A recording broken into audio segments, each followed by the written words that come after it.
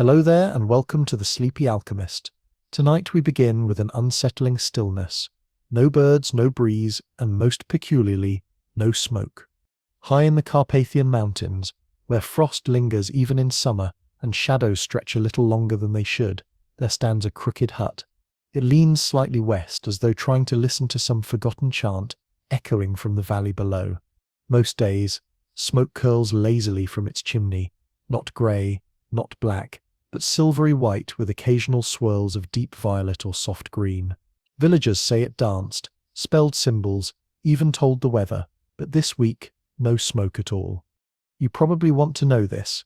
People started noticing not because they cared, but because they were scared. That hut belonged to a man who rarely spoke, always seemed to nap mid-sentence, and had a disturbing talent for making kings wet their royal linens. So, before you get comfortable, take a moment to like the video and subscribe, but only if you genuinely enjoy what I do here. And hey, let me know in the comments where you're listening from, and what time it is over there. For 3 straight days, a group of shepherd boys stared at the chimney from the safety of a cliff ledge. Nothing. No smoke, no strange herbs in the air, no music box melodies like before, only cold wind and a raven that wouldn't stop staring at the door. The youngest boy said it felt like the mountain was holding its breath. People always assumed the Sleepy Alchemist was just a relic, a leftover from the days when leeches were medicine, and someone could sell you powdered emerald to strengthen your soul. He lived alone, muttered to mushrooms, and fell asleep mid-brew more often than not.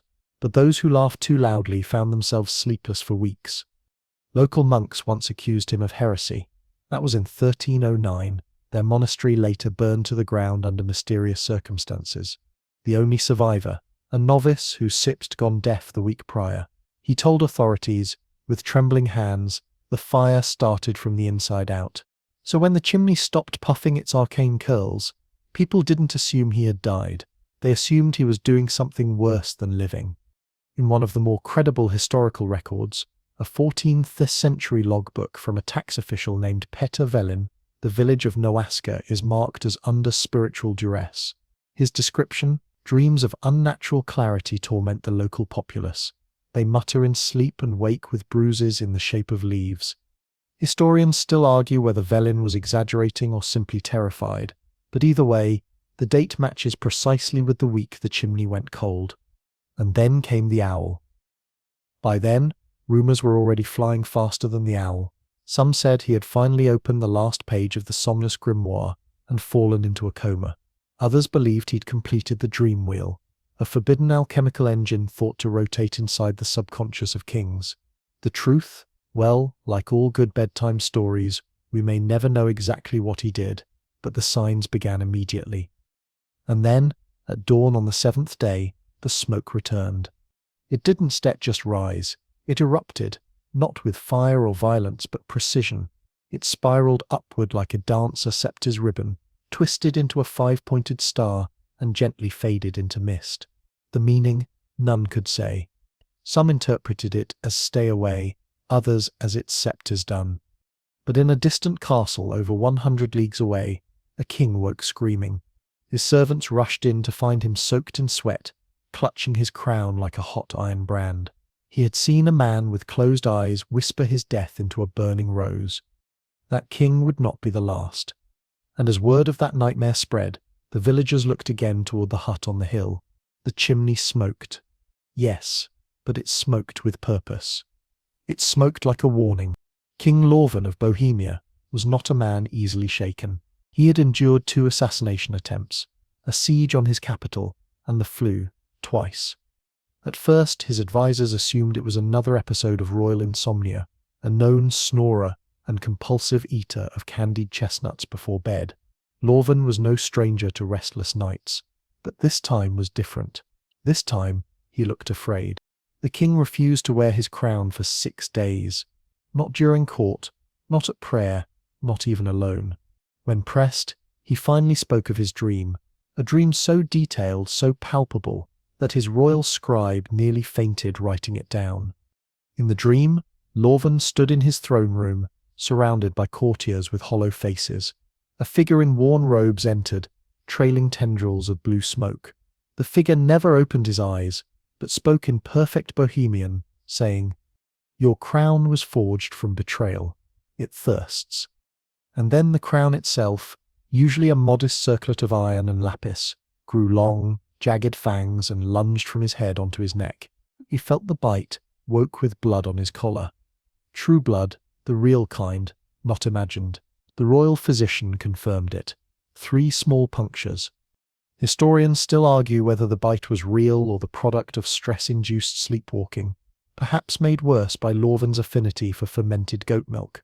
One scholar from Prague suggested the king may have fallen onto a ceremonial brooch, but this fails to explain the claw-like bruises on both his wrists, exactly where they appeared in the dream. Here's where it gets unnerving. That night, several nobles in entirely different parts of the realm dreamed the same dream. Not an approximation, not something similar, but the exact vision, the blindfolded man, the whisper, the crown with teeth. One even claimed the figure smelled like lavender and old parchment, which is oddly specific for a dream. Word began spreading that the dreams weren't dreams at all, but messages, worse, punishments. In Bohemian folklore, there is a creature called the Smutny Vyvolavach, or melancholy caller. Supposedly he visits in dreams to deliver truths too heavy for the waking world. You never see his eyes. He walks in fog, he speaks in metaphors. No one had mentioned this myth in centuries, until King Lorven described the exact figure. Courtiers began whispering about the Sleepy Alchemist. Of course, none said his name aloud. He didn't have one, he'd abandoned it long ago, perhaps fearing it would bind him to the waking world. Some called him drowsy, others somnifer, and still others referred to him only by symbols drawn in soot. Back in the mountain village, nothing seemed unusual. The alchemist's hut smoked normally, his herbs dried on the line, and the old crow, the one missing a toe, pecked at seeds like always. But one traveller, a tinker from Moldavia, reported seeing the alchemist walking in the fog at twilight, murmuring to himself in 3 voices at once. Now that may be exaggeration, or maybe not. He steps inside the veil. Domstedt let him sleep, once the last refuge for those in power had turned against them. Even more troubling, no commoners reported these dreams, only those with titles, bloodlines and crowns, only those who ruled. That pattern was impossible to ignore. So King Lorven made a decision that would confuse historians for generations. He ordered his crown sealed in a glass box and replaced with a simple wooden circlet, plain, undecorated, entirely free of fangs. His court laughed, briefly. Then 2 of them had nightmares of their own. No one laughed after that. What makes this part of the story so fascinating is the official record Lorven dictated to his royal historian, a man named Salvek. In it, the king admits, "I fear I have wronged someone not of this world, not demon, not god, but something halfway, an alchemist of slumber and silence. If I am to reign with peace, I must not provoke the man who dreams for me." Now Salvek was a practical man. He footnoted the statement with "His Majesty was lucid but mildly trembling. No wine consumed." To protect the king, all visitors were subject to dream evaluations. Yes, dream evaluations. That meant priests and mages alike were asked to document their dreams upon entry to the castle. Anyone reporting visions of smoke, crowns, or closed-eyed men was denied audience. One visitor, a priest from the south, claimed he dreamed of boiling honey and upside-down trees and was immediately cleared. But another man, a scribe, confessed to dreaming of ink that wrote by itself. He was detained for 6 days. No one knows what happened after that. That same year, one of Lorven's advisors sent a secret letter to the castle in Krakow, warning of a sleeper in the mountains who walks in dreams and bends the will of kings. Krakow, by the way, laughed it off. But not for long. The first official mention of the Somnus Grimoire, a book so feared it was said to turn eyelids into gateways, appeared in a stolen record from the monastery of St. Aaron, tucked high in the western Carpathians, bound in bark stripped from a tree that only blooms under lunar eclipses, and stitched with silver thread mined under fasting conditions. The book was believed lost for over a century, until someone saw it glowing faintly from the windowsill of the Sleepy Alchemist's hut. The monk who recorded the sighting didn't set name the alchemist directly. He simply wrote, "A man of weariness, eternal imposture, carried it like a pillow. He did not look at it. The book looked at him. It was a curious phrase, and while some historians claim this was metaphor, others argue it suggests the book was sentient, or at least reactive to its reader. The Somnus Grimoire, according to fragmented parchments and whispered accounts, contained rituals not just for invoking dreams but for crafting them. See, most alchemists of the time dealt in tangibles, elixirs, powders, metals turned into other, slightly different metals. But the Sleepy One? He pursued the intangible. His idea of gold was a human thought, distilled until it shimmered with unbearable truth. The grimoire offered instructions on how to do just that. Now mainstream history tends to scoff at grimoires, lumping them in with snake oil and powdered unicorn horn. But this one? It reappears in records over centuries, in a burned inventory list from Alexandria's underground library, in the ravings of a Venetian noble who claimed his cousin died because he dreamed of drowning in sand, in a coded letter to Pope John Tosed, who reportedly banned the Somnus by name. And suddenly, in 1321, there it was again, this time under the care of a man who couldn't stay awake for more than an hour, yet somehow haunted Europe's nobility nightly. The monastery's original copy, if it ever had one, was long gone. What remained was the speculation that the grimoire had been gifted or traded for something unspeakable. One theory suggests the sleepy alchemist found it buried in a dream, woke with the pages under his pillow, and never explained how. Historians still argue whether this qualifies as evidence or just medieval drama with better storytelling. But here sits what pushed this from rumour to royal threat, a letter intercepted between two minor dukes. In it, one confesses, "My wife speaks in sleep now. Her voice becomes his. She says the dreams will keep coming until I repent a crime I haven't set committed yet." The implication? The grimoire's power, when properly wielded, didn't just show what was, but what would be. The strange thing is, no one saw the alchemist read it. That's the detail. Scholars returned to over and over. Villagers described him sitting with the book nearby, asleep, sometimes snoring into his own beard. One local legend claims the book couldn't be read with the eyes. It had to be inhaled, as in you'd burn a page, inhale the smoke, and let it write itself inside your mind. Side effects included nosebleeds, sleep paralysis, and spontaneous confession. By midsummer, more than 5 royal households had begun tracking dreams. Kings employed nocturnal secretaries, scribes tasked with recording and analyzing the dreams of every noble in the court. Astrology surged in popularity again. People began sleeping in iron masks. And yet, nothing stopped the dreams. In one particularly unnerving report from the Silesian court, a duchess dreamed she was buried alive in letters she hadn't written. Upon waking, she found a pile of parchment beside her bed, written in her own hand, detailing a conspiracy that would come true 3 weeks later. And still, the sleepy alchemist said nothing.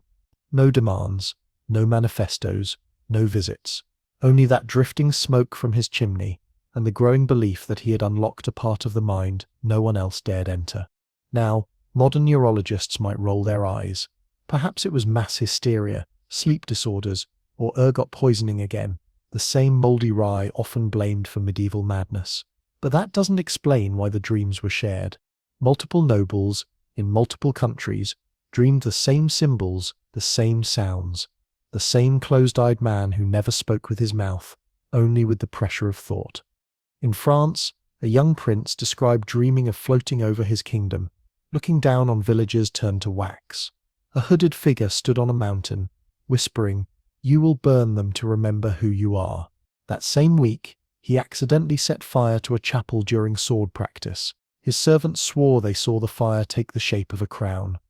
Even stranger, scribes noticed the dreams began occurring during new moons, the darkest nights when the sky offered no guidance and the stars refused to blink. The connection between the Somnus Grimoire and lunar cycles is still debated. Some believe the book was light-sensitive, activated by the absence of divine oversight. Others think it simply worked best when no one was watching. But one thing became crystal clear. The sleepy alchemist wasn't just a man in a hut. He was a needle threading through the dreams of Europe, stitching together fear like a tailor making a funeral suit. And he wasn't set finished. The first to fall asleep and not wake up was a stable boy named Marek, barefoot, muddy, and all of 12. Marek lived in the village nearest the Sleepy Alchemist's hut, close enough that the boy sometimes delivered firewood to the door, always left in a neat stack without knocking. No one dared knock. One late autumn morning, Marek was found curled in the straw, eyes gently shut, breathing softly. At first, no one panicked. Boys sleep through chores all the time, especially when they're trying to avoid cleaning out pig stalls. But this time, Marek didn't stir when shaken, or slapped, or splashed with cold water. For 7 days he slept. Physicians came, priests whispered. His mother sobbed until her voice cracked, and yet the boy lay peaceful, too peaceful, as if he weren't dreaming at all, but simply gone somewhere deep. They fed him broth through a funnel. His body stayed warm, his heart steady, but no one could reach him. Then, on the 7th day, as the village bell tolled midnight, Marek sat up straight and spoke. But not in Czech. Not even in Latin. He spoke fluent Etruscan. Now, here's the thing. Etruscan was a dead language even then, forgotten centuries earlier. No one in the village spoke it, save for one travelling scholar who just happened to be passing through, carrying a collection of ancient steles. And when that scholar heard Marek's words, he dropped his candle. Because the boy, grimy, newly awake, smelling faintly of hay and ink, was reciting an invocation, a funeral chant used in pre-Roman rituals, specifically one reserved for the exorcism of dream spirits. According to the scholar Sept's notes, Marek repeated the chant 4 times before falling silent and crying. He had no memory of anything, not his name, not his family, not even the pigs he tended. The only phrase he could remember, "The man with no eyes showed me the stars beneath the floor." Naturally, panic spread like fire in dry grass. Some villagers believed the boy had been possessed. Others thought he was blessed. A few said the Sleepy Alchemist had used him as a vessel, a test subject for dream-walking experiments drawn from the somnus grimoire. They wanted answers, of course. But the alchemist's chimney smoked steadily, offering nothing but slow, spiraling symbols no one could read. Scholars today still debate what happened to Marek. Some say he entered a fugue state, likely triggered by stress or toxic mold, but that doesn't explain how he spoke a dead language, one even his well-read mother had never encountered, or how, in the weeks that followed, Marek developed an uncanny talent for drawing maps of places he'd never seen. One of his drawings, rough, childlike, scrawled in charcoal, showed a circular room with 7 doors and no windows.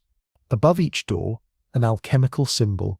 In the center, a man asleep on a stone bed. Centuries later, a nearly identical room would be discovered beneath a ruined monastery, just 2 valleys over. Coincidence? Maybe. Or maybe Marek had visited it. For a time, Marek became something of a local celebrity. Nobles traveled to see the sleepwalker boy. Some brought gold, others brought their own children, hoping he might awaken something in them. Most left disappointed. Marek never spoke Etruscan again, but every now and then he would glance toward the mountains and murmur, "He's still dreaming." And then there's the part no one likes to talk about. 2 other boys fell into similar sleeps. One woke screaming about mirrors with veins. The other never woke at all. He was buried in silence with salt scattered across the grave. Still, it was Marek who made kings take notice. The stable boy became a kind of omen. If a peasant could be pulled into these dreams, what would happen if royalty fell fully under the alchemist's sway? Back in court, the fear was thick as stew. King Lorvan doubled his priestly staff. Other rulers followed suit. Some went even further, mandating dream journals be burned after sunrise, lest they leak. One fringe tidbit that rarely makes it into formal histories. Several nobles began wearing copper circlets soaked in lamb's blood.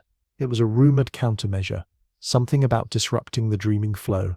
No one knows if it worked, but it certainly made for awkward dinner conversations. And still, the Sleepy Alchemist never left his mountain. He made no demands, offered no threats, responded to no messengers. But villagers said that during Marek's coma the symbols in the smoke changed, where once they curled lazily, now they cut sharp angles. 7-sided spirals, double-crowned loops. One symbol looked like an hourglass swallowing itself. A local woodcutter, slightly drunk and unfortunately curious, claimed the smoke formed a face one night. It didn't move, didn't speak, just watched him until his ale turned bitter in his throat. The woodcutter moved to the coast the next day. Today, the tale of Marek is considered folklore in some academic circles, a sleepy boy who got too close to a spooky old man in the woods. But every few decades, someone unearths a fragment of parchment or an old carving or a page with smeared ink in the same 7 doors Marek once drew. Sleeping, waiting, unblinking. The letter arrived on thick, cream-coloured parchment, sealed with the violet wax crest of King Emeric II of Hungary, a falcon mid-dive, claws outstretched. It was addressed to the royal alchemist of Bohemia, one Master Wilhelm Drozd, known for his mastery of tinctures and his unfortunate tendency to sweat whenever he was nervous, which was often. The king's request was simple on the surface: investigate the disturbance near the Carpathians, dispel if necessary, report with discretion. Beneath those few words lay an entire world of unspoken dread. Everyone in the court knew what the disturbance referred to. No one dared say his name. Wilhelm prepared for travel the same way all practical alchemists did, with a heavy satchel of copper instruments, various vials of acids, herbs wrapped in oilcloth, and a half-written prayer tucked into his boot. He brought no soldiers, no torches, just his apprentice, Tomasz, and a white horse that disliked him immensely. The journey took 5 days. On the 6th, they reached the village nearest the hut. They were met with hesitant smiles, followed by immediate blessings, and an uncomfortably long string of muttered prayers. No one would guide them to the alchemist's hut, not for gold, not even for royal pardon. And so, on a grey morning laced with mountain fog and the scent of wet pine, Wilhelm and his reluctant apprentice followed a mossy trail toward the crooked hut. They never reached the door. Tomasz stopped mid-step. It smells like. He never finished. The scent, Wilhelm would later report in his journal, was something like burning lavender soaked in rust, impossibly soothing and yet terrifying, like incense at a funeral you didn't know was yours. The hut was close, barely 20 yards ahead. They could see the chimney. The smoke wasn't rising. It hovered, curling into a spiral above the roof, not moving, not fading, as if someone had paused the sky. Wilhelm took one more step. The earth beneath his boot made a click, then silence. When he opened his eyes, it was dusk. His head throbbed, and his fingers were stained with ash. Tomasz was gone. For 3 days, Wilhelm wandered the mountain, half-conscious, muttering formulas that hadn't been invented yet. When he was finally found near a cold stream, he was kneeling in prayer, his eyes wide open, lips trembling. He writes with smoke. He dreams in circles. I am unwritten. He never recovered. And Tomasz, never seen again. Not in body, not in spirit, just gone. The strangest part came weeks later, when the white horse returned alone. Its saddle was intact, but there was something stitched into the leather, a symbol carefully burned in, shaped like a crescent moon, folded inside a keyhole.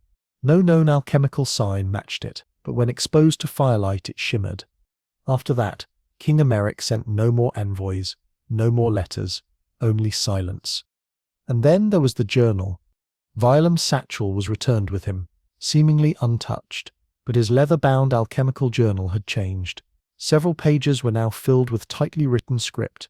Neither he nor anyone else remembered writing. Not formulae, but dreams. Precise accounts of future events, some political, some personal, one disturbingly accurate prediction of a noble's death by chandelier. The last page simply read, "I saw him dream of me." I ceased. No one volunteered to try. Here's a curious fringe detail. One of the castle's cats, a tabby known for attacking scribes' ankles, began sleeping on Wilhelm's satchel. Every night, without fail, when they tried to move her, she yowled so loudly a stained glass window cracked. People started calling her the Dream Watcher. Meanwhile, the smoke above the hut returned to its usual drifting spiral, soft, slow, ambiguous. It curled lazily again, no longer forming hourglasses or thorns, as if the alchemist had finished something, or maybe started something much worse. Royal records from Hungary mention a sudden drop in dream-related complaints shortly after Wilhelm's failed visit. Not because the dreams ceased, oh no, but because no one wanted to admit to them anymore. The fear of being chosen, being seen by the Sleepy Alchemist, was far worse than the nightmares themselves. But the whispers never stopped. It was said that if you stood near the hut during the waning crescent moon and hummed a lullaby, any lullaby, you might hear a second voice join in. One old shepherd claimed to have done it once. He harmonized with me, the man said, pale as wax. His voice was dust, like breathing cobwebs. He sang the next verse before I could. The shepherd moved away the next day, left his sheep, didn't even pack. As for Violem-Drozd, he lived another 15 years, never returned to alchemy, never spoke of the hut again, but every year, on the anniversary of his visit, he carved that same crescent keyhole symbol into the bark of a different tree. No explanation, no variation. Just the same carved warning, left to rot in silence. The smoke had always been strange, sure, but that spring it began doing something no one had ever seen before. It started drawing. Not figuratively, literally. Villagers, shepherds, wandering merchants, all described the same thing. When the wind was still, when the sun hit the mountainside just right, the smoke rising from the Sleepy Alchemist's crooked chimney no longer danced aimlessly. It sketched. First, it was simple shapes, circles, triangles.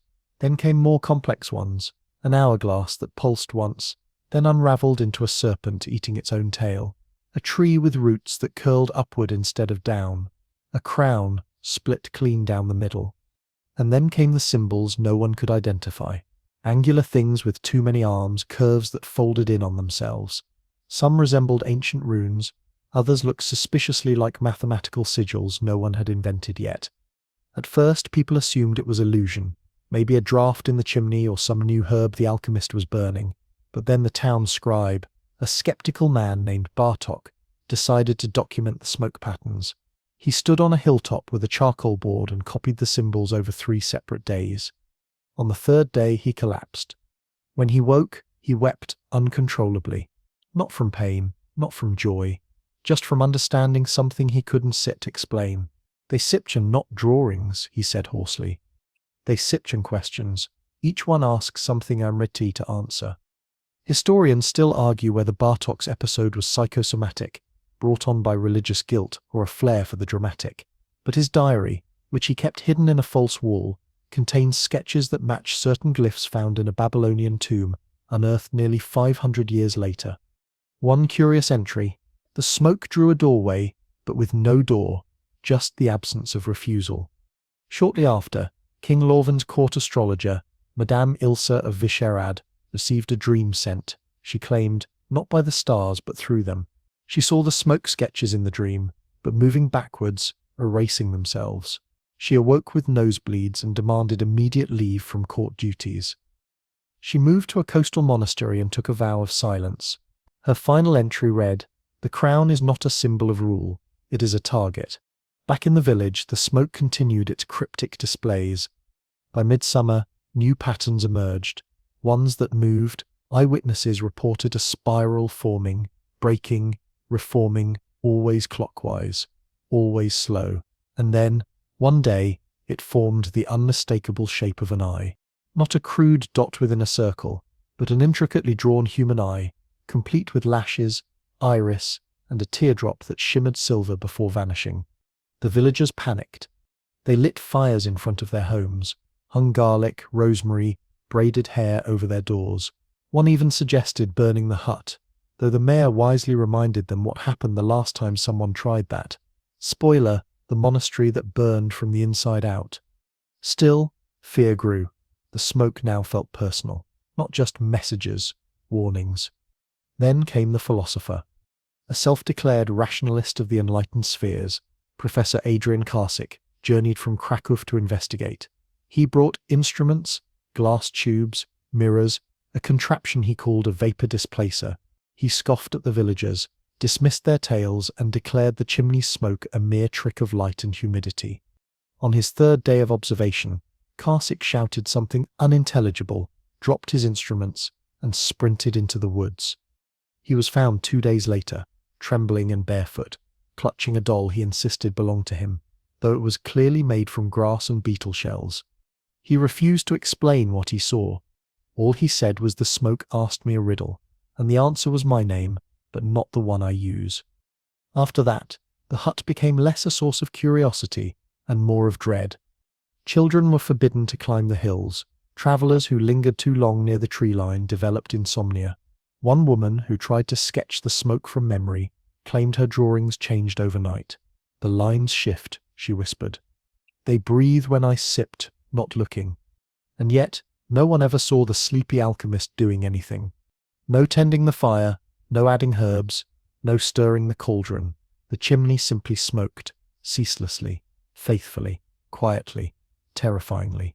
One curious fringe theory proposes that the alchemist himself was no longer alive, but had become the smoke, a disembodied dream mind, sustained by ritual, bound to the hut. The theory's most prominent supporter, an eccentric French occultist named Méricourt, argued the symbols were neuro-imprints, psychic graffiti from a being who no longer needed flesh to exist. Méricourt mysteriously vanished while hiking the Carpathians. His final published note read, "I smelled copper and rosewater. I believe he noticed me noticing him." Despite all this, no armies were sent, no royal decrees issued. Why? You wake up worse. They were 15 in number, clad in black steel and conviction, each bearing the seal of King Alaric IV of the Eastern Marches.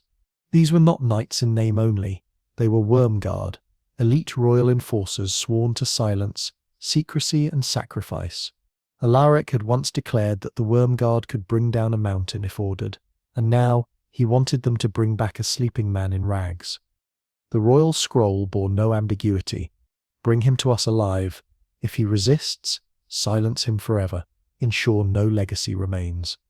It was the first time since the Dream Plagues began that a king dared act with direct violence.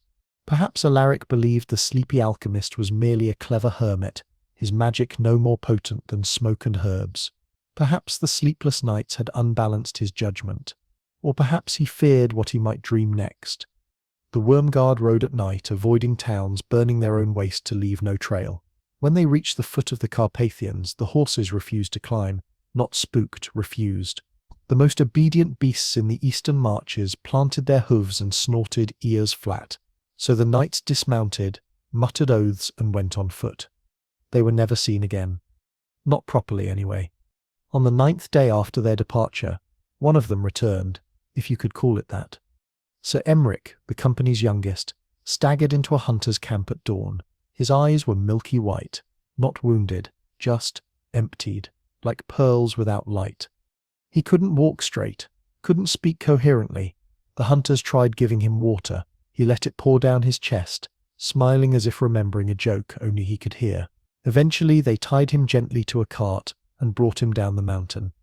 The castle physician examined him. No wounds, no signs of starvation, but Sir Emric's pupils never dilated, and his skin reacted to nothing, not flame, not ice, not prayer.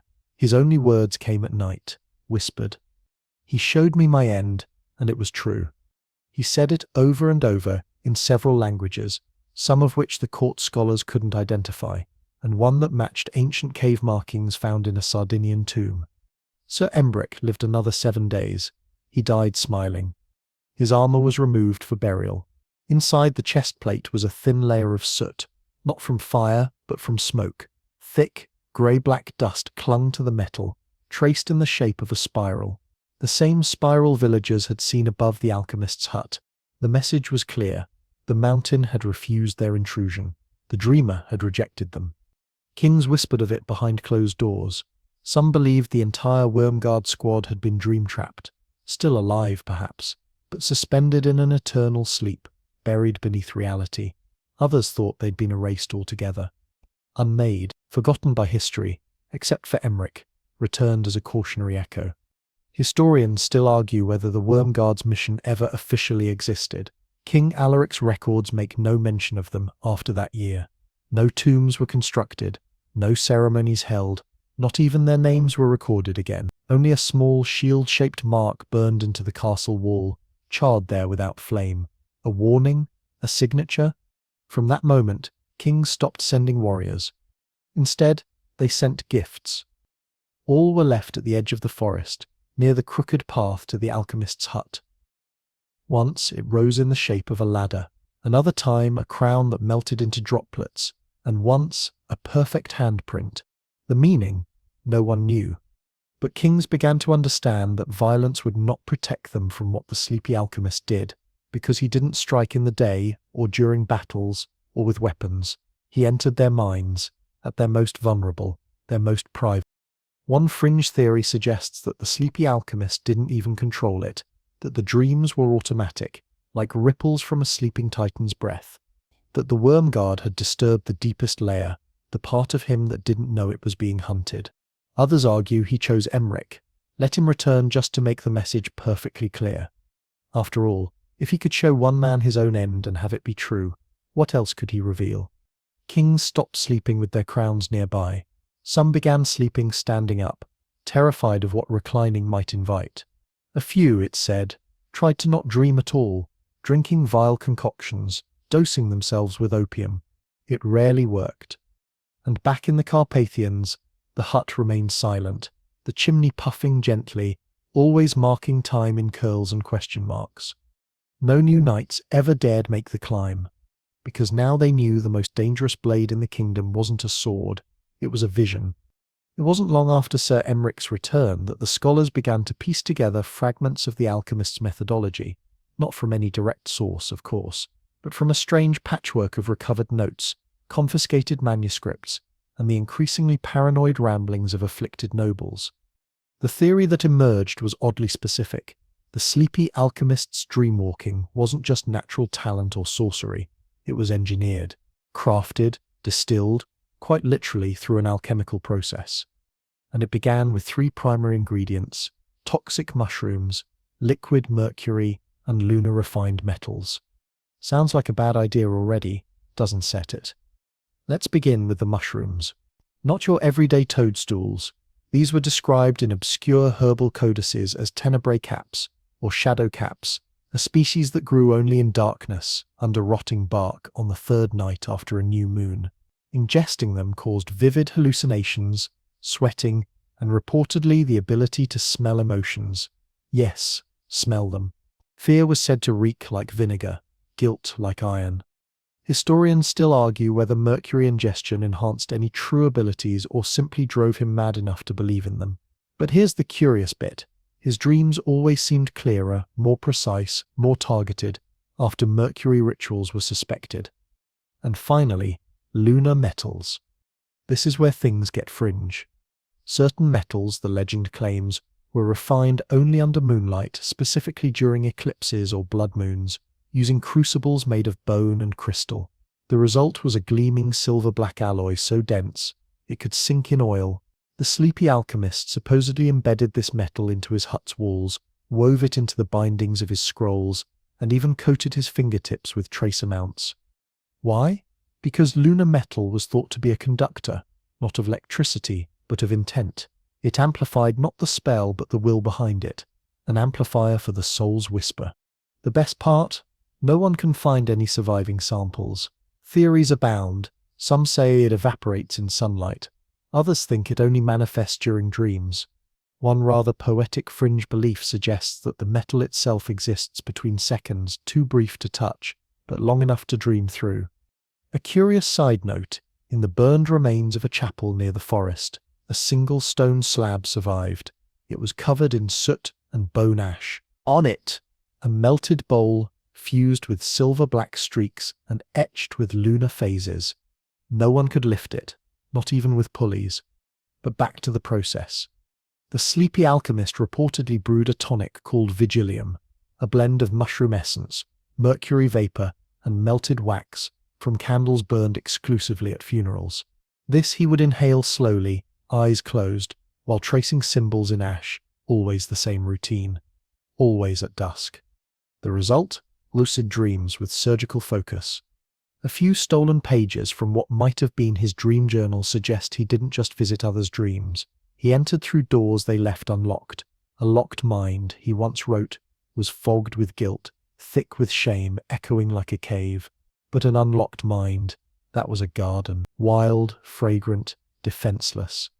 One nobleman, Duke Pavel of Lower Moravia, claimed he saw the alchemist in his sleep holding a vial filled with stars. When he asked what it was, the alchemist smiled and said, "The distillation of your father Sepp's lie." Pavel woke and confessed a crime no one had suspected, poisoning his own father's wine years prior. The confession ended a border feud.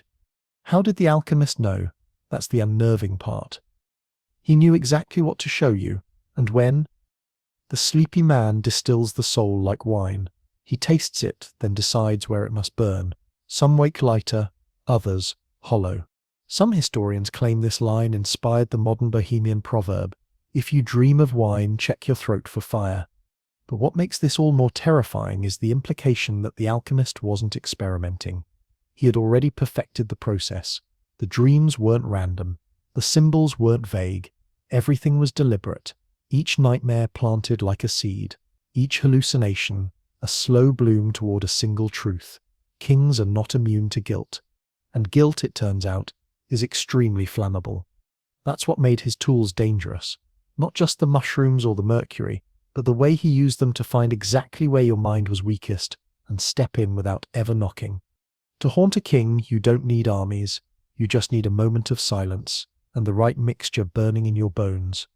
By the winter of 1322, kings across the Holy Roman Empire and beyond had stopped asking if the Sleepy Alchemist was real. Now the only question was, how do we appease him? The royal envoys who once demanded his capture were replaced by trembling diplomats bearing tokens of peace, gifts of gold, relics, scrolls, even full alchemical libraries pried from locked towers. They travelled in silence, heads bowed, offering their parcels at the forest's edge, near the moss-choked path leading to the alchemist's hut. No one dared enter the woods. The man was never seen again. But perhaps the strangest gift came from King Alaric IV, the same ruler who had previously sent the Worm Guard. He now sent a chest of handwritten apologies, one from every noble in his court, sealed with wax and tears. The scroll atop the pile read, "We were awake when we sinned. Perhaps you'll let us sleep when we've paid." It was not exactly poetic, but it made the message clear. The kings believed they were under siege, not from armies or plagues, but from their own minds, stirred like a cauldron by a man who could never quite stay awake. And still, no answer came. Sometimes, the smoke would shift after a gift, curling into symbols that vaguely resembled scales, as if weighing gratitude.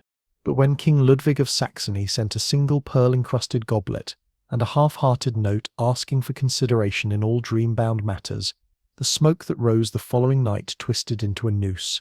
3 of Ludwig's advisors were found unconscious the next morning, each having dreamed of drowning in goblets filled with blood and sand. 2 weeks later, Ludwig stepped down.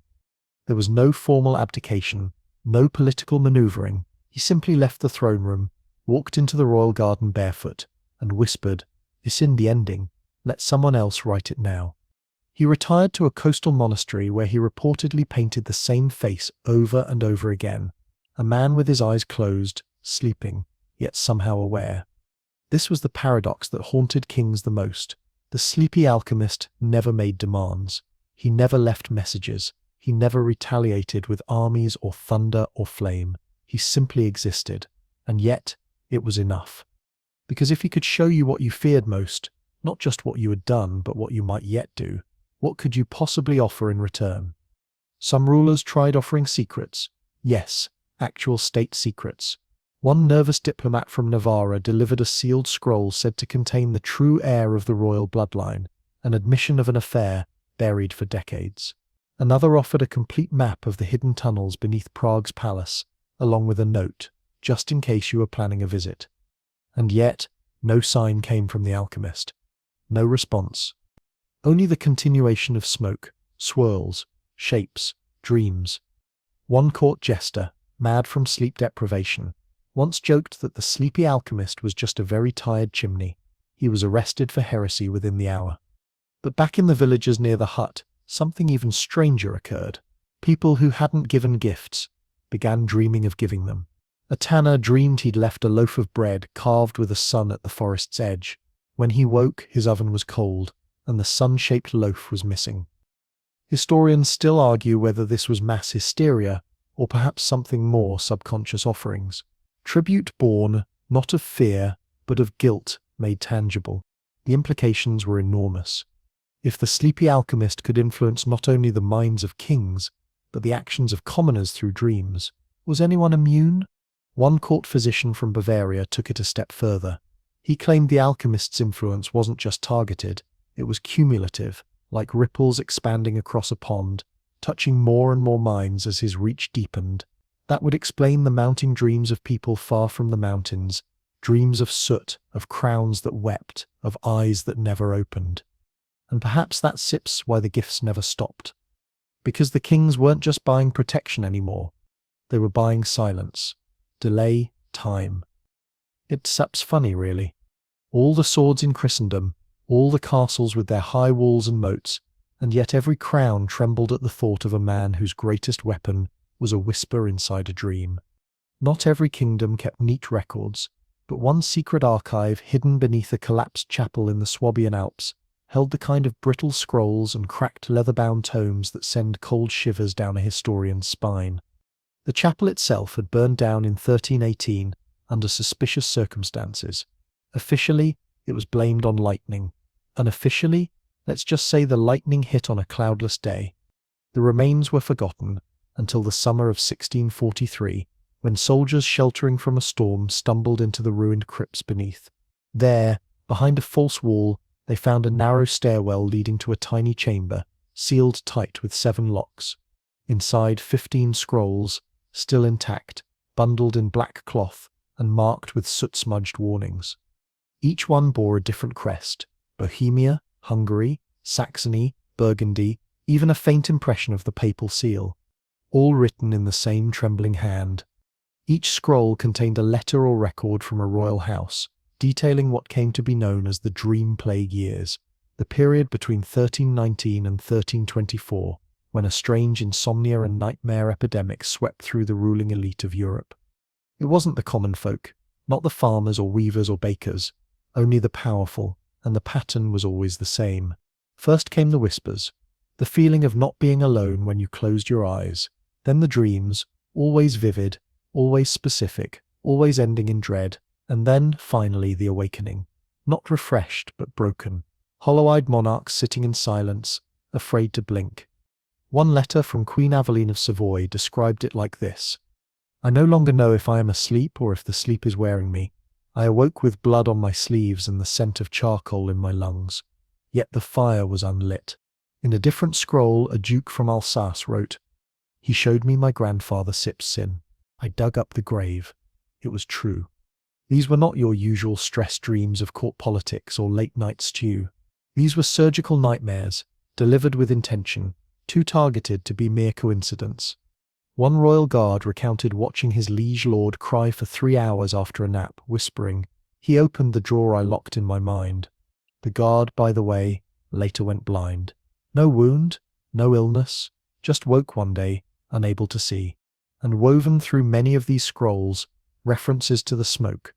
They'd never seen it firsthand, but they dreamed of it. Silver spirals forming crowns, thorned branches, keys, and always, that closed-eyed figure standing in the fog, never speaking, but somehow communicating with unbearable clarity. In fact, one of the most disturbing discoveries in the archive was a crude, shared drawing found tucked into 6 different scrolls. Each version slightly different, but unmistakably of the same thing: a doorless archway. Above the arch, a spiral and a crown. Below it, nothing, just blank parchment, as if no one dared finish it. Historians still argue whether these scrolls are authentic, or later forgeries designed to dramatize folklore, but the ink dates correctly.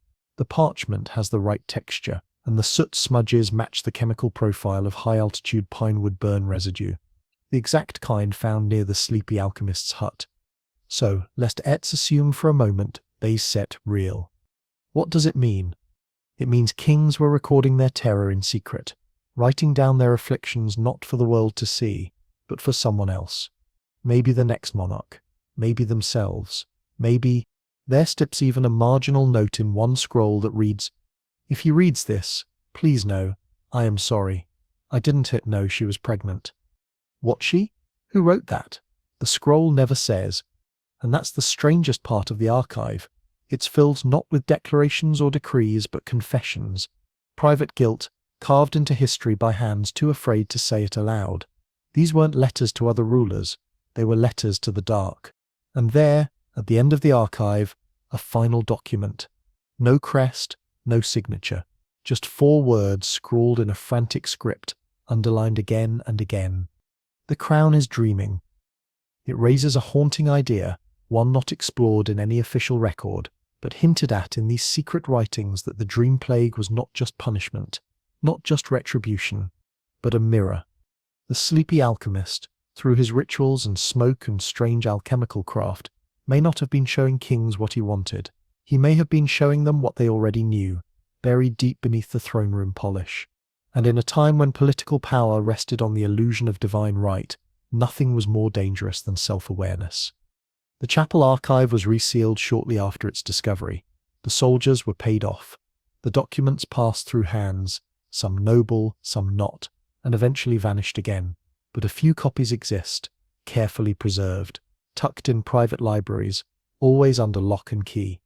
Because even now, the smoke has meaning. And even now, people whisper that somewhere high in the mountains, the spiral rises still. She was the daughter of a merchant, nobody royal, not even particularly notable, except for one thing: she dreamed of the Sleepy Alchemist, and he answered. Her name was Ayla, 16, sharp-witted and cursed with a tongue that often moved faster than her common sense. Her father dealt in rare pigments, cochineal, lapis dust, even the occasional illegal trade in nightshade dye. They lived in a modest cottage just 2 valleys away from the alchemist's hut. Ella was known in the village not for her beauty or charm, but for her peculiar gift. She could remember every dream in perfect detail, even the boring ones. She once described a dream involving 2 goats and a debate about shoelaces with such vivid clarity that even the priest was unnerved. So when Ella claimed the Sleepy Alchemist visited her dreams, most folks chuckled, just another tale from the pigment girl. But then she started saying things she shouldn't know. The mayor's cousin is with child, she murmured one morning at the well. 2 days later, the girl confessed, though no one had suspected a thing. Then she told the blacksmith his brother's ship had sunk in the southern straits. A letter confirmed it weeks later. People started to listen. When questioned, Ella would shrug, braid her hair with rosemary and say, "I just dream what he shows me." He, of course, being the sleepy one. She never described him in full.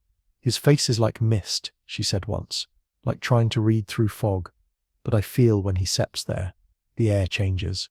One night, she dreamed of a king, not one she recognized, but regal nonetheless, sitting on a throne of books, weeping blood, whispering a name, Ella.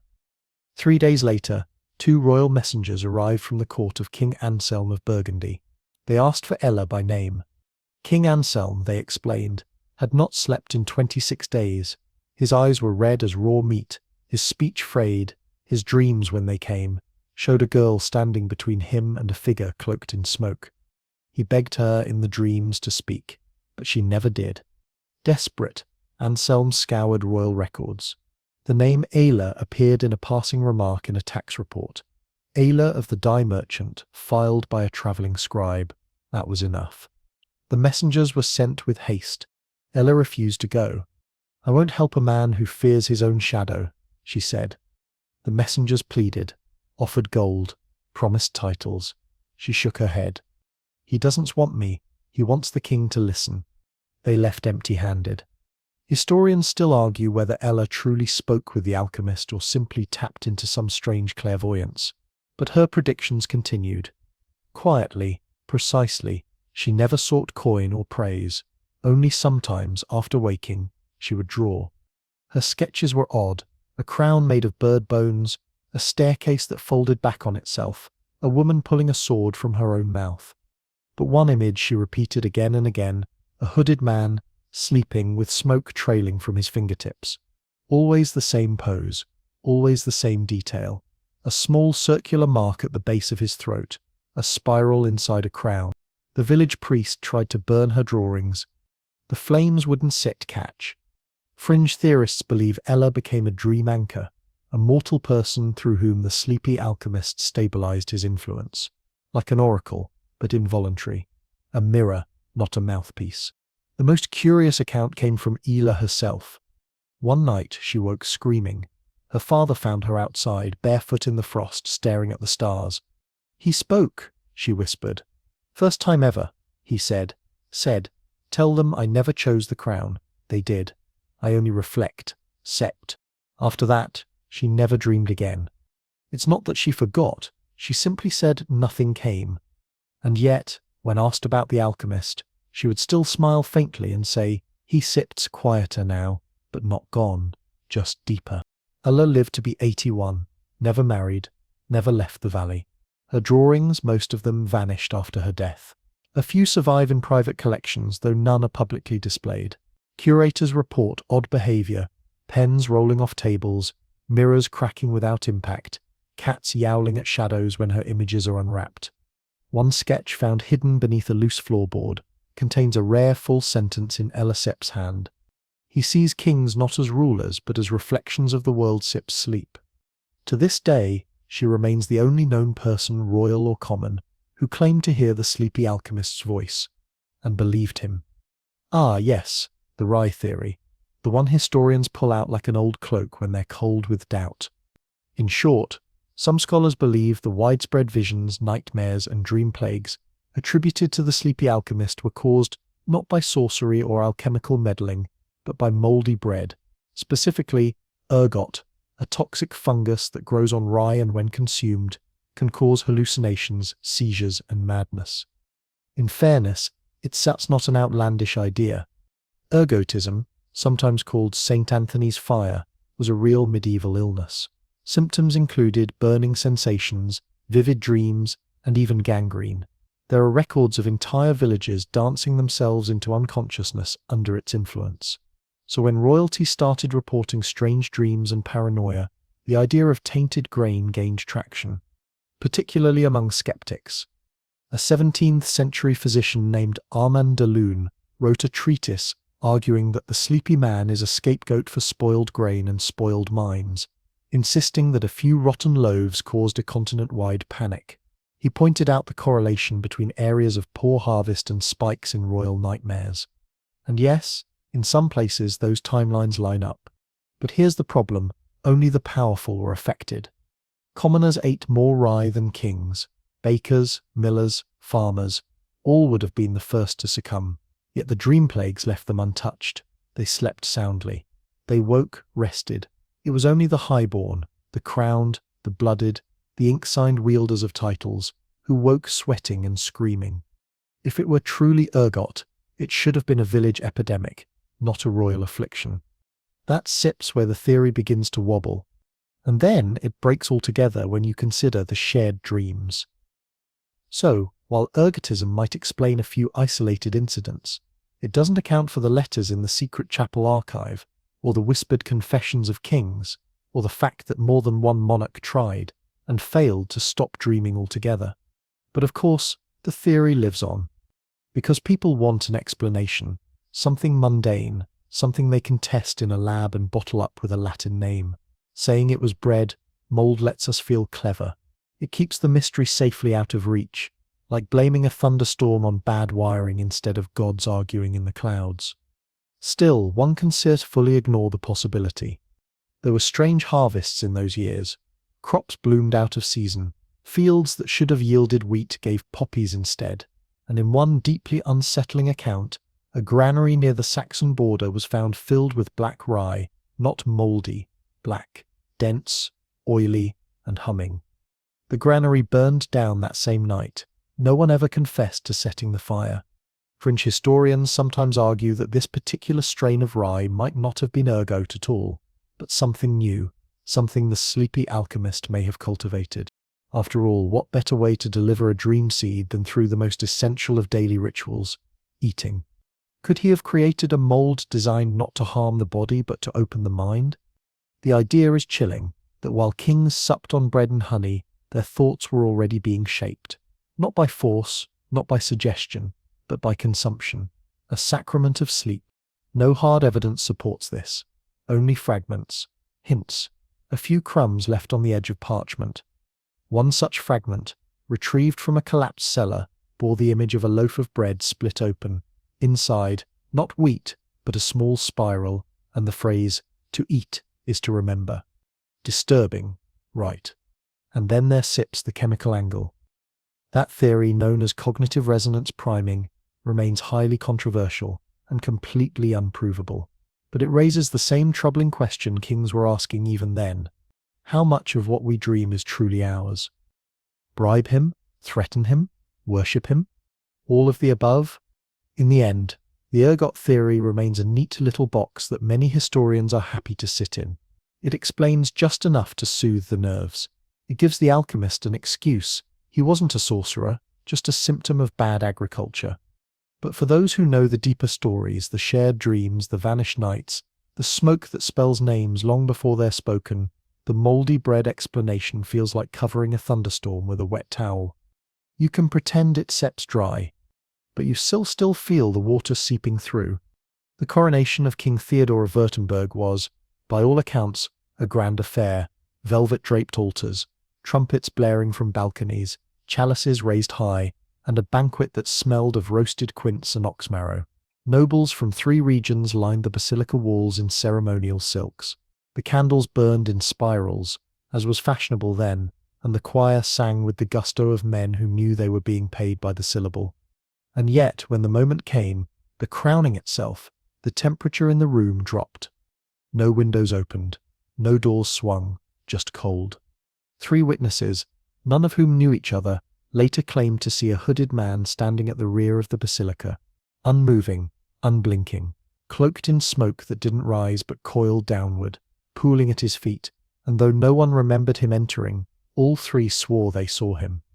More disturbingly, all 3 described him the same way, a man with his eyes closed and still looking. One noblewoman fainted. A monk dropped the ceremonial oil flask, and the bishop, mid-blessing, stammered halfway through the rite and whispered, "He waits at the veil before collapsing." King Theodore didn't seem to notice, at least, not then. He received the crown, kissed the codex, raised the scepter, and offered the expected phrases about divine right and God's providence. His voice trembled only slightly, but that night he couldn't sleep. He ordered his bedclothes changed 5 times, had the hearth relit, then extinguished, then relit again, sent for the court physician who found nothing wrong save for a slightly elevated pulse and a chilling observation. The King Sip's pupils were as wide as fear. Theodore eventually drifted off sometime near dawn. He woke screaming. The guards entered to find him curled under the throne canopy, naked, shaking, eyes wild. He kept shouting the same thing. There was no face. There was no face. When asked to explain, he could only describe a dream. He'd stood in the same basilica from the ceremony, alone. The pews were ash, the choir had no mouths, and in the center aisle walked a figure in worn robes, trailing smoke, not toward him, through him. The dream had ended when the figure removed its hood, and there was nothing beneath it but a spiral, spinning faster and faster until he felt himself pulled into it. He had awoken biting his own tongue. For the next 7 nights, Theodore refused to sleep. He paced, mumbled to portraits, demanded a candle be kept lit at all times. He even tried writing a letter to the Sleepy Alchemist, a confession of sorts, a long, rambling apology about a betrayal only 3 people in the world knew about. He burned the letter before dawn, because he knew, somehow, the alchemist had already read it. By the 8th night, Theodore collapsed in his study, muttering. He was moved to a private estate. Officially, the court claimed exhaustion. Unofficially, everyone knew the truth. The crown fit his head, but not his mind. Historians still argue whether a man named Orsic, seen briefly during the ceremony, and listed in no official guest registry, was the mysterious figure. But there's no portrait, no title, no footprint. Some believe Orsic was the Sleepy Alchemist in disguise. Others think he was simply a dream echo, drawn into the waking world for just a moment, long enough to make the king feel seen in the most unbearable way. Here sits where it gets odd. 6 other coronations across Europe in the same decade experienced similar incidents. Cold rooms, brief hallucinations, sudden fainting, and in each case, the same whispered phrase heard by at least one witness. He was here. One ceremony even halted midway, when the royal scepter began weeping, clear, saltless tears, forming a spiral on the marble floor. The superstitious began to believe the sleepy alchemist appeared at moments of great authority, not to punish, but to what? Test? Witness? Warn? A fringe theory claims the alchemist could only fully enter the waking world during coronations, when the collective focus on power acted like a doorway, that these events briefly aligned the conscious and unconscious realms, allowing him, if only for a moment, to observe what power does when it thinks it is unseen. One priest-turned-hermit wrote in the margins of a stolen coronation manuscript, "Kings began holding their coronations at sunrise instead of midnight, hoping light might keep the shadows away. But it didn't set. Because the sleepy alchemist didn't dwell in darkness. He dwelled in reflections, and coronations, as it turns out, are the most polished mirrors of all." It was a blistering Sunday when Father Benedict, a stern-faced priest, known for his thunderous sermons and iron rosary, stood atop the pulpit in the town of Targovist and declared war, not on kings, not on pagans, but on the sleepy alchemist. "The smoke deceives. The dreams corrupt. This man is no alchemist," he bellowed, voice cracking through stained glass. "He is a vessel of Satan, a weaver of shadow, a dream leech, who whispers heresy into the hearts of rulers. And yes, I shall exorcise his name from the land." To them, the alchemist was more a story than a threat. They had no dreams of crowns or falling stars, only aching backs and spoiled turnips. But still, Benedict raged. The man's voice was hoarse by the end, and his robe was soaked with sweat. And then, mid-sentence, mid-word, he stopped. Just froze. His mouth hung open, the syllable half-formed. One eye twitched. His fingers clenched the pulpit like they'd forgotten what they were for, and then he collapsed. No, far stranger. He lived, but not as himself. For the next 6 days, Father Benedict remained in a state the village doctor called lucid unconsciousness. Eyes open, body limp, lips moving slowly but without sound, as if speaking underwater. And when he did speak, it wasn't set in Latin, nor Romanian, nor any known dialect at all. Scribes, summoned from across the region, attempted to transcribe the language. It was melodic, gentle. Each phrase followed a rhythm, 5 beats, pause, then 3. It didn't repeat, didn't rhyme, just flowed, soft as mist through moss. But on the 7th day, at sunrise, Benedict's voice changed. One word, loud and unmistakable. Smoke. And then he blinked, gasped, and screamed until his vocal cords bled. He would never speak again. From then on, Benedict wandered the chapel grounds like a sleepwalker. He didn't eat, didn't drink.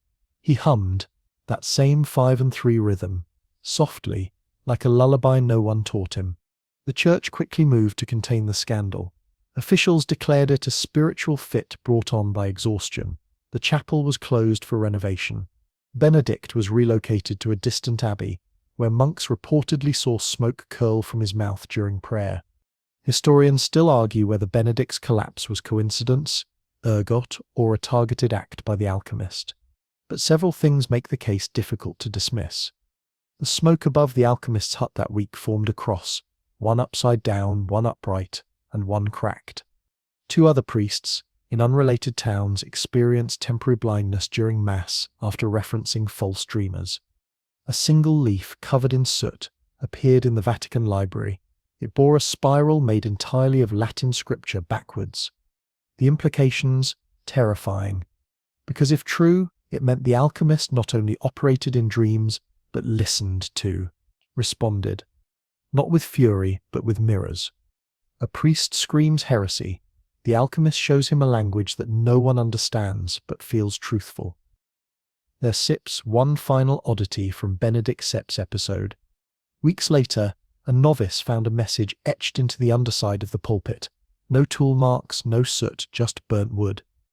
The message remains. The pulpit was eventually removed, encased in glass, and hidden beneath the crypts of the bishop's archive in Vienna.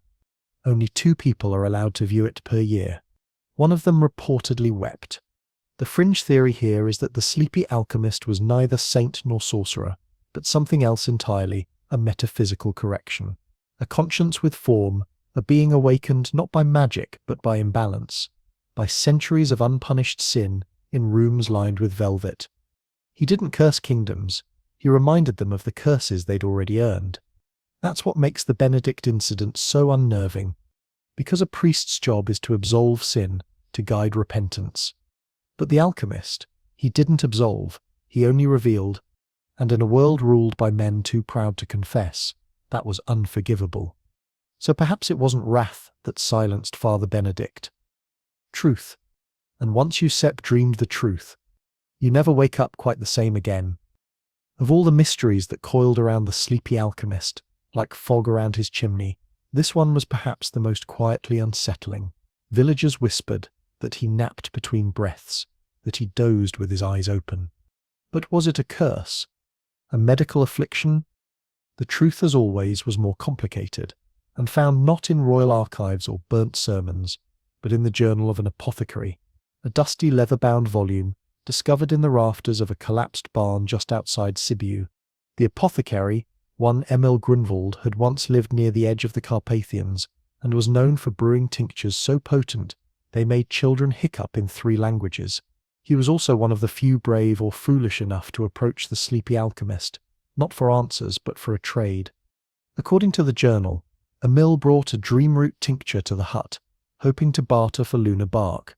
What he received in exchange was a small vial filled with shimmering grey powder and one quiet instruction. Drink this only before your deepest sleep, not your longest, your deepest. Naturally, Emil ignored that advice. He drank it immediately. He slept for 21 hours and awoke sobbing, not because he saw horrors, but because he saw truths. His journal doesn't set to elaborate, but he writes of mirrored time and a staircase of selves and something called the seventh echo. But what Sip's most important is the single line written later, scrawled between 2 recipe margins. He doesn't sit sleep because he sips tired. He sleeps so others can. He sips anchoring it all. That line has haunted dream theorists for centuries, because it suggests the alchemist's sleep wasn't passive, it was a ritual, a deliberate act, a sort of psychic tethering, where each time he slipped into slumber, he pulled a thread tighter, keeping some deeper storm from unraveling across the world. Think of it like this. Most people sleep to rest. He slept to protect. The dreams he entered weren't recreational. They were maps, confessions, burdens, and the longer he remained in them, the more strain it placed on his waking body. That's why he always seemed drowsy, heavy, like a bridge sagging under centuries of footfall. One fringe scholar, the ever weird and always passionate Magda Vorin, suggests that the alchemist was the world's first dream cartographer, that his sleep was not merely entry into other minds but navigation through a collective unconscious, a place where thought pooled, tangled and festered unless tended to. In her words, "He is not a thief in dreams, he is the janitor, cleaning up what we can sit to admit." That might explain why his most potent dreams happen not during nightmares, but after others had been particularly vile, assassinations, betrayals, unjust wars. The kings dreamed of him most vividly when their guilt was freshest. And during those weeks the alchemist slept longer than ever. One royal scribe from Prague noted that after the execution of 3 innocent nobles, the chimney on the alchemist's hut smoked for 10 days straight, day and night, without pause. The villagers said the forest smelled like lavender and lightning, and when the smoke finally ceased, the sun rose blue. They chalked it up to fog, but the cattle didn't move for 3 days. It's no wonder then that many began to believe his sleep was a containment field, that when he closed his eyes he wasn't escaping reality, but holding it in place. Which raises a terrifying thought. What happens when he stops? If the sleepy alchemist ever chooses not to sleep, do the nightmares simply return, or does something worse slip through? One peasant tale, largely dismissed, speaks of a brief window in 1323 when no smoke rose from the chimney for a full 36 hours. During that same time, 6 rulers experienced dreamless sleep, followed by violent seizures and temporary amnesia. They awoke unable to recognize their wives, their crests, or the word crown. And then the smoke resumed. Coincidence? Possibly, but Emil Grunwald Sepp's journal returns to this idea in a final, chilling note. He told me the mind is a bridge, and he is the stone beneath it. If he shifts, we all fall in. So no, he wasn't cursed with sleep. He chose it, maintained it, embraced it with the solemnity of a monk taking a vow, not to escape. And maybe that's why his eyes stayed closed, even in dreams, not because he was blind, but because if he ever truly opened them, we might see ourselves reflected there, and not survive it. It was during the coldest winter in a century that something changed, visibly, undeniably, chillingly. The villagers were the first to notice it. Of course, they were always the first. Not the kings, not the clerics, but the people who lived close enough to smell the frost on the alchemist's chimney, to hear the strange hum of the trees when he stirred in his dreams. That winter, the snow fell early, heavy, relentless. The roads to the valley froze solid. Birds migrated too soon. Wolves howled in clusters, then vanished entirely. And on the third night of the deep freeze, the smoke changed. It didn't spiral, it didn't curl or draw, it burned blue.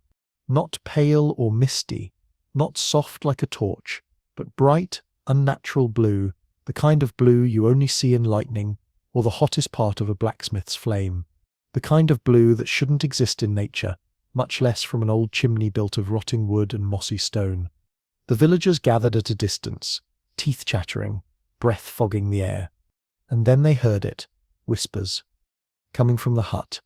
Not shouting, not chanting, just murmuring, low, continuous, as if the smoke itself was speaking to the cold. Some said it was in Latin, others heard Hebrew. One man swore it was Old Church Slavonic, but the village midwife, an old woman named Sorina, shook her head and whispered, "No, it's Sep's the language of when." When pressed, she refused to explain. The blue smoke continued for 3 days. No one approached. Even the bravest drunkards who normally boasted of peeking through the trees stayed home.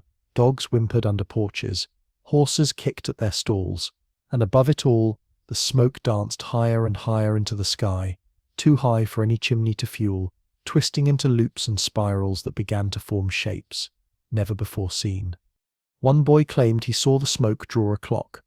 Another girl whispered that the smoke formed a tree with a mouth instead of leaves.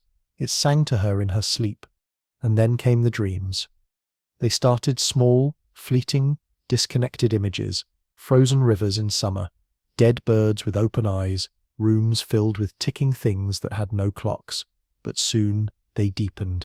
The mayorship's son woke blind, claiming he had seen something that shouldn't have. A bakership's apprentice refused to sleep, convinced that the moon had whispered a warning. Don't sped, breathe when the blue burns. A royal messenger from the far-off court of Dalmatia, who had stopped to rest in the village, vanished overnight, his bed undisturbed, his boots still warm. The only clue, a spiral of ash on his pillow, drawn with a single finger. Historians still debate whether the blue smoke was a hallucination caused by light refraction and frost. One scholar claims it was an optical illusion produced by snow crystals reflecting moonlight through heat distortions.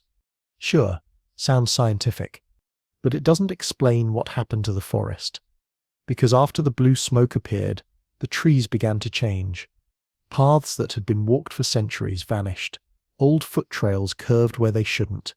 Markers scratched into bark by hunters disappeared overnight. One hunter, a seasoned guide named Blajko, entered the woods to check traps and emerged 2 days later, ashen, frostbitten, with a crude map carved into his arm.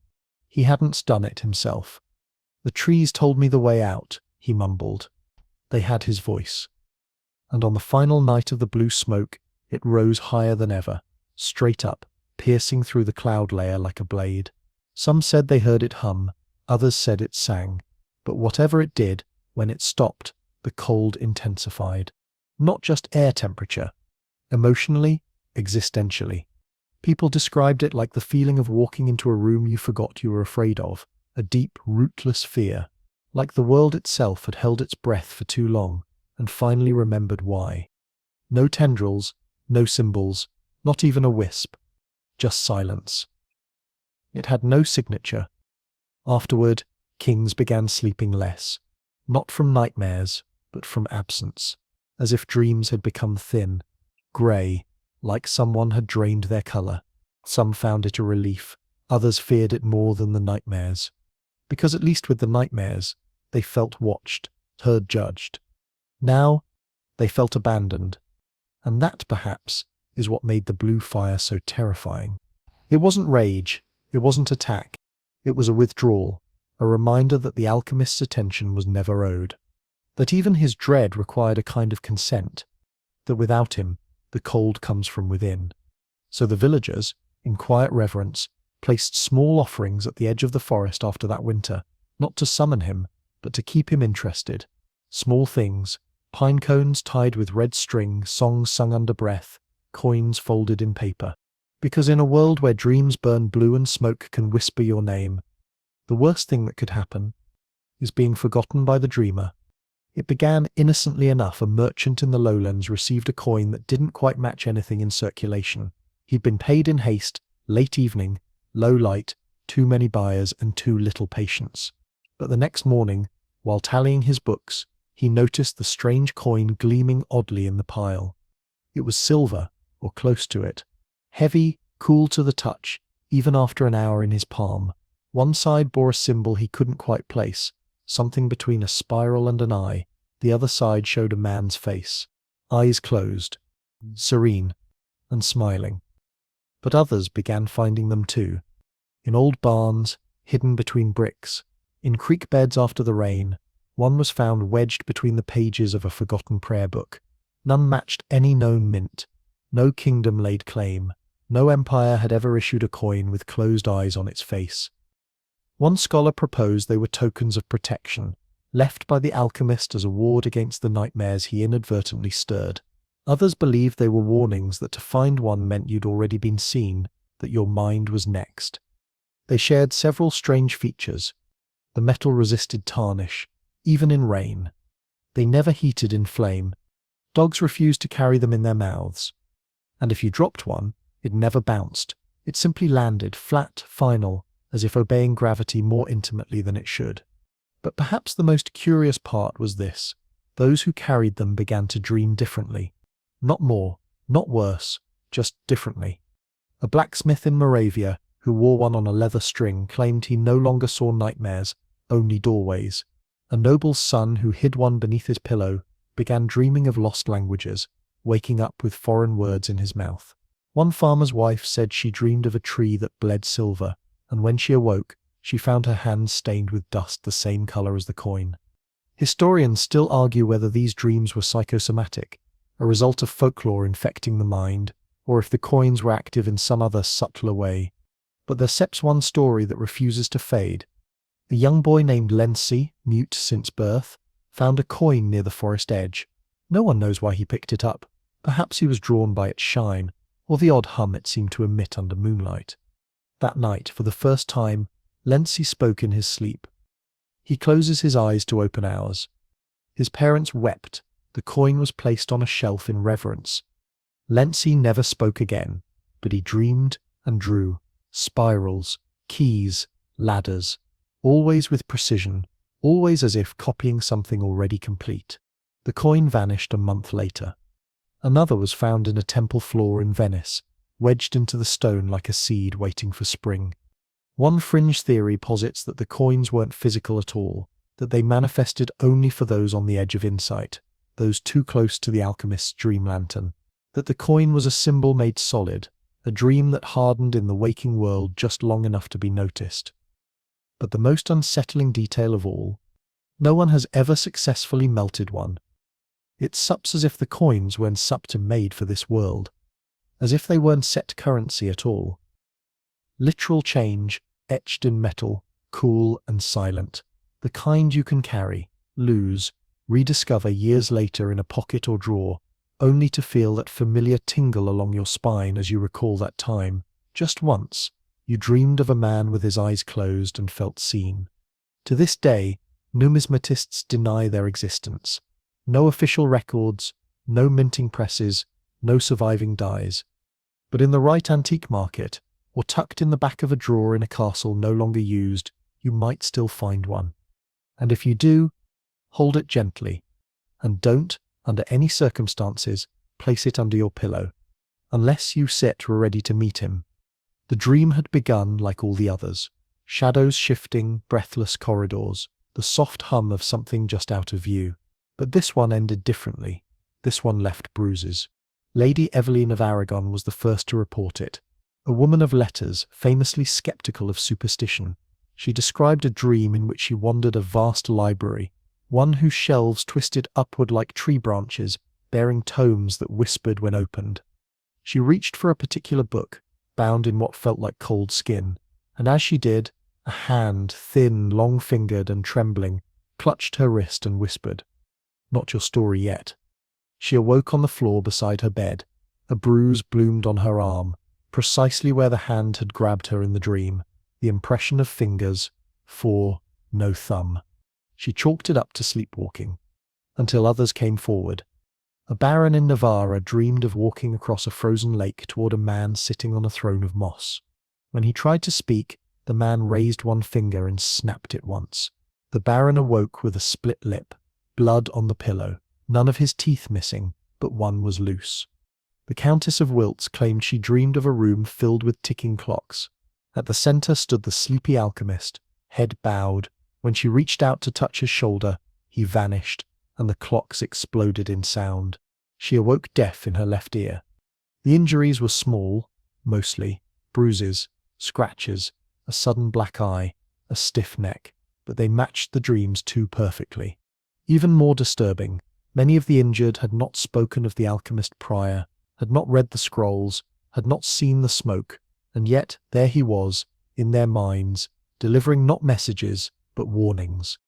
Historians still argue whether these cases were psychosomatic, trauma expressing itself physically, but that doesn't explain the strange uniformity. Nearly all wounds followed left-side patterns, as if the dreamer had been struck or touched by a left-handed force. There's a folk tale in the Balkans about the Yelivak, the left shadow, a being that reaches out with its non-dominant hand to ensure your soul doesn't see the touch coming. The sleepy alchemist, some now whispered, wasn't just shaping dreams anymore, he was pushing through them. One fringe alchemical diagram from the Prague Codex, a book long considered apocryphal, depicts a figure asleep beneath a crescent moon, with tendrils of smoke reaching into 7 sleeping figures. One tendril is drawn solid as if its journey was complete. The caption reads, "When dream becomes flesh, flesh must remember." Royal courts began taking precautions. Sleep became guarded. Nobles hired dream wardens, not mystics, but insomniacs. Servants trained to sleep in short bursts and watch over their masters' bodies for signs of distress. Waking a noble at the wrong time was risky, but letting one sleep too deeply, worse. One warden reported seeing her mistress's fingers curl and uncurl in exact rhythm with her heartbeat. Another claimed his lord's lips moved in silent argument with a name he never learned. And still, the wounds continued. One night, a knight from Marseille bolted upright in the barracks, sword drawn, panting. He bore a scratch across his chest, 3 fine lines. When questioned, he said only, "He asked me to put the blade down. I refused." He never slept again. Months later, several of the injured dreamers developed fascinations with spirals, keys, doorways. One sculpted nothing but circular gates. Another began folding parchment into 7-pointed stars, muttering. He sips watching from the hinge. Here's what unsettled scholars the most. Not everyone feared the contact. Some began seeking it. A minor duke in Saxony reportedly tried inducing a vision by meditating beside a vial of soot taken from near the alchemist Sepp's hut. He starved himself for 7 days, drank nothing but herbal tonics, and slept on stone. His servants heard him whisper in sleep. At last, the door opened inward. He awoke blind in one eye, but smiling. Even more eerie, his dream stopped, completely. He claimed his set's been resolved, that the alchemist had read him and filed him away, as if his sect been processed. It wasn't set just dreams anymore. It was a conversation, and for some a verdict. One priest argued this made the alchemist more than man. He was the subconscious made sentient, the result of too many unpunished sins, crystallized into one sleeping form, acting as judge, not out of malice, but out of balance. But maybe it wasn't set mistake. A nudge. A bruise, after all, is just a whisper the body listens to. And when the sleepy alchemist touches you, you don't sit forget. You don't question. You only lie awake watching the shadows shift and hope you never dream of doorways again. By 1324, maps of the Carpathian region were quietly being rewritten. The forest was moving. Paths that once led directly to the clearing near the alchemist's home had vanished. Not grown over, not obscured by snow or foliage. Gone. Straight trails now curved inexplicably. Some forked and split, where no fork had ever existed. Others looped. One young page insisted he'd walked for 5 hours and returned to his own boot prints, still fresh. Seasoned hunters, those who'd walked these woods since childhood, could no longer rely on compass or star, their bearings bent, directions warped. One man, enraged at getting lost for the 3rd time, tied a red ribbon to every tree he passed. When he returned, every ribbon had been moved and retied in intricate knots. But here's the strangest part. No one inside the village noticed. To them, the trails looked the same. When pressed, they'd say things like, "Oh yes, that path always curved," or "that glades never led to the hut," as if the forest's new logic had been quietly edited into their memory. Only outsiders, messengers, mercenaries, the brave or the cursed seemed aware something had changed. One royal scout sent by the court of Brandenburg was found sitting against a tree near the edge of the forest, eyes wide, clothes soaked in dew. When approached, he whispered, "The forest asked me where I thought I was going." Historians still argue whether the shift was metaphorical, born of fear and exaggeration, or real, but the evidence piles up. Maps from just a decade prior no longer matched the landscape. Waystones vanished. Tree growth patterns reversed direction in some regions, saplings pointing not towards sunlight but toward the mountains. And then there's the incident of the vanishing monastery. It had once sat comfortably on the eastern ridgeline. St. Maurina's Abbey, known for its white bell tower and honey-glazed manuscripts. One morning, a group of monks returning from a pilgrimage simply couldn't find it. They followed the path they'd walked for years. Same rhythm, same landmarks, same stones underfoot. But the monastery was gone. Not destroyed, not burned. In its place stood trees, tall, old, as if they'd been there for centuries. The only remnant was a single stone wall, half sunk in moss, etched with unfamiliar symbols that shimmered briefly at sunset before fading. One monk carved into his staff, "He is shifting the dream, and the land is dreaming with him." That phrase has puzzled scholars for centuries.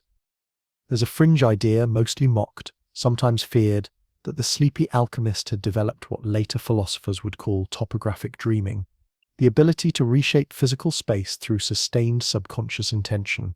In simpler terms, he dreamed the paths out of existence. The implications are staggering, because if a man can do more than walk through dreams, if he can anchor them to the waking world, then the laws of geography, time, even memory become fluid, and he becomes something more than a sleeper. He becomes a cartographer of unreality. Some believe the forest became his mind, not metaphorically, but literally, that by walking its trails you were walking corridors of his subconscious, that the trees were neurons, the fog, synapses, and the hut, the core. It would explain the feeling so many reported, that uncanny sensation of being watched without malice, as if the forest were measuring you. Not judging, just marking your choices, which turn you took, which path you ignored. One noble, obsessed with reaching the hut, brought a hunting party of 30 men. Only 5 returned. They reported being separated within minutes. One heard music, like a lullaby, sung through leaves. Another found his boots filled with ink.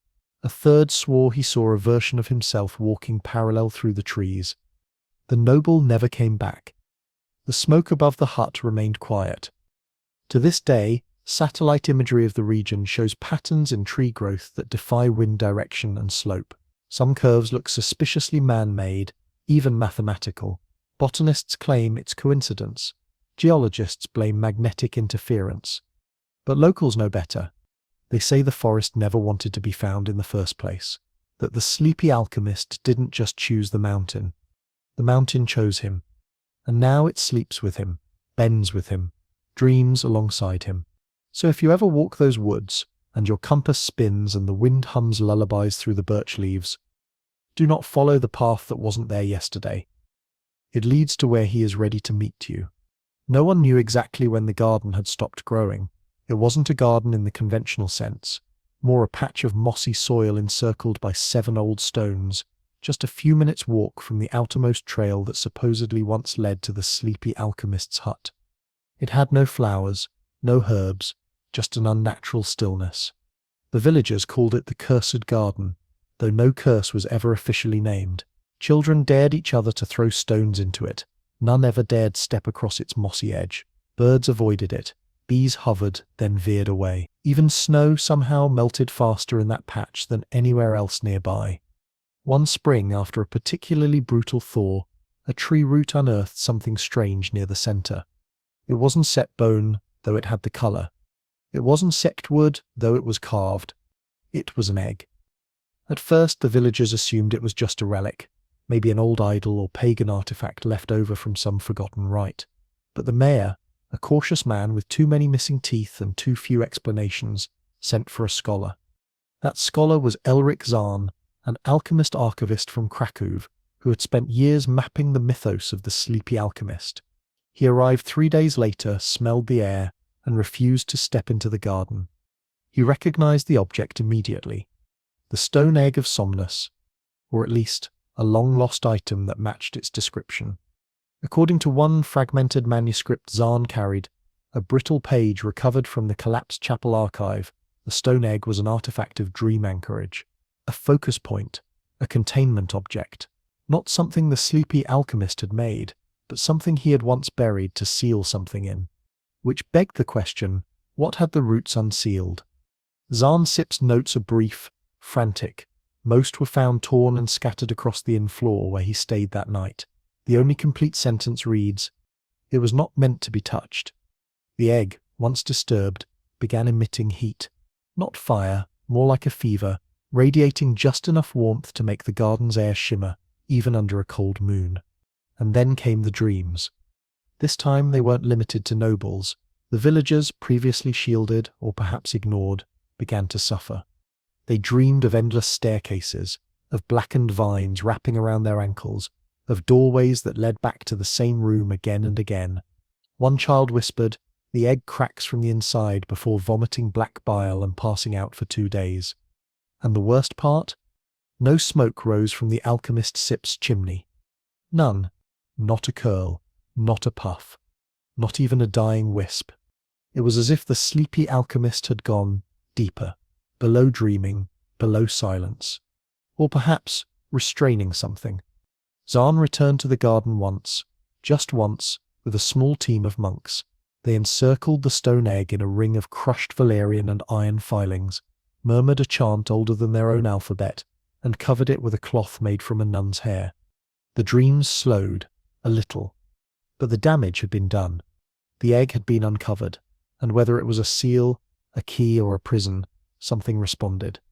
Because not long after, a new pattern appeared in the dreams of royalty and commoners alike. 7 locks, etched in bone, painted on door frames, found in soup bowls, ink spills, even scabs. The number 7 returned again and again. And each time, those who dreamed them awoke with a memory of something they'd never seen but somehow recognized, a stone bed in a circular room surrounded by symbols glowing faintly beneath dust. We disturbed the lock. The dreamer is holding it shut with his sleep. Historians have since dismissed the stone egg story as folklore. No photograph, no physical sample, just a few local sketches and contradictory testimonies. But one of those sketches, found much later in a sealed envelope, depicted the egg cracked open. Inside, a spiral. Not drawn, but shaped 3-dimensional, carved in negative space, like something had curled in on itself and whispered, "Soon." Whether real or imagined, the stone egg reminded everyone of one horrifying possibility, that the Sleepy Alchemist wasn't just a dreamwalker, or a conscience or a shadow in the smoke. He might be something worse. A last defense. A wall between us and something no crown, no coin, no prayer could withstand. And every time he slept, he wasn't just haunting kings. He was holding the door shut. With his breath. The villagers remembered it well, not because of the moon's hue, though it was an uncanny red, ripe as a pomegranate and far too large, but because of the silence that settled over the valley like a held breath. The sky, normally star-drenched and proud in that part of the world, was oddly muted. The stars had pulled back, as if giving space for something else. And then it came, the smoke. It started as a tight column, rising straight from the crooked chimney of the Sleepy Alchemist's hut. No flicker, no hesitation, just a line, precise, unwavering. Then, ever so slowly, it began to arc. Bend, circle. The spiral that had become so familiar to villagers over the years, but this time it didn't stop. It kept forming, curling upward, curl after curl, rising wider, taller, until it completed itself as a crown. Suspended above the hut like a halo forged in mist. It hovered for several minutes. And then, one by one, the tips of the crown wilted, bent inward, like soft gold in too much sun. The image dissolved, and just like that, nothing. Except 3 kings died that week. King Emeric II of Hungary found collapsed in his study, pen still in hand, ink soaking the phrase, "He is in my dreams again," and this time he seps listening. And King Alaric IV, the one who had dared send the worm guard, vanished from his chambers entirely. Not killed, not abducted, just gone. His bed was untouched, his boots were by the fire, a goblet of wine sat cooling on the desk, but his crown, it was found in the hearth, twisted, still warm. No signs of intrusion, no witnesses, just a light trail of soot that curved gently from the foot of his bed and ended at the window. 3 deaths, 3 messages, and one unmistakable question left behind. Was the crown-shaped smoke a warning? Historians still argue over the timing. Some say the blood moon was a natural eclipse, the deaths coincidental. Others suggest an assassination network, a cult devoted to the Sleepy Alchemist's mythos. But the records don't lie. Each king had been experiencing dream disturbances in the weeks prior. Each had received reports of smoke behavior. Each had commissioned documents on ancient sleep rites, now hidden in sealed vaults. And each, in his own way, had tried to ignore the dreams. Alaric had burned scrolls sent by his own court magus. Emeric had banned the utterance of the alchemist's name from the palace. Theodore had ordered his dream scribes to record only positive imagery, editing his unconscious like a court poet. But the mind remembers, and so did the alchemist. One fringe philosopher, writing anonymously in the margins of a monastery ledger, offered this. So what does it mean when the Sleepy Alchemist forms a crown? Some say it's a prophecy, others say it's an execution. But perhaps, just perhaps, it is a funeral, a final smoke offering for the souls of those who mistook silence for weakness. After that week, royal courts fell into a kind of panic. Kings stayed awake longer. Insomnia became the most common affliction among nobility. Sleep masters were summoned. Potions brewed. Entire chambers were designed to stave off dreaming. Some rulers even began sleeping in shifts, waking every 2 hours to interrupt their REM cycles. But the dreams found ways. They came in half-sleep, in sudden visions during meals, in blackouts. One nobleman blinked while drinking wine and saw the spiral curl in his cup. Another simply refused to close his eyes, ever again. He lasted 6 days. By the end, he wept blood and sang lullabies to an empty chair. And all the while, back in the mountains, the smoke had returned to normal. Calm as steady, unrushed, as if nothing had happened at all. But now everyone knew. The alchemist didn't need armies, didn't need magic words or thunder or prophecy. He needed only one thing. A moment. A single moment when a king's mind let down its guard. Because if the smoke forms a spiral, you're being watched. If it forms a key, you're being warned. But if it ever forms a crown, you're already too late. The monastery had no name. There were no monks, no candles, no sound, just a heavy wooden door bound by 7 iron locks. All was carried in. A merchant named Fenric was the first to speak of the bed. He had fled the wars in the south and sought shelter in the ruined building. No door barred him, just the faded memory of locks that once held firm. Inside, the air was thick with rosemary and smoke, faint but familiar. And in the center of the main chamber, surrounded by alchemical markings etched into the stone, there it lay. A bed of polished marble, carved not for luxury, but for permanence. Its edges were worn smooth, as if someone had been turning in restless sleep for centuries. And atop the bed, a body, or something like one, draped in threadbare robes, face obscured by shadow, chest barely rising, eyes, of course, closed, always closed, not in death, but in focus. A spiral was etched into the wall above him, the exact same spiral seen in chimney smoke, coin metal, and countless dreams. Fenric never spoke again. Not because he died, he lived, returned home, ate, walked, smiled. But when asked about the monastery, he would only say, "He sleeps now." Donsit asked him to do more. Over time, others found the monastery, never directly, only by wandering, always at twilight. They saw the bed, the sleeper, the stillness. None dared touch him. Some believed the sleepy alchemist had gone into final dreaming, a state of such deep slumber that he no longer entered minds, but held them together, that he had woven the collective subconscious of the realm into a great, undisturbed blanket, stretching across borders, binding guilt, fear, hope, and memory into one fragile equilibrium. The spiral above his resting place never moved, but it seemed deeper with every glance. And the chamber?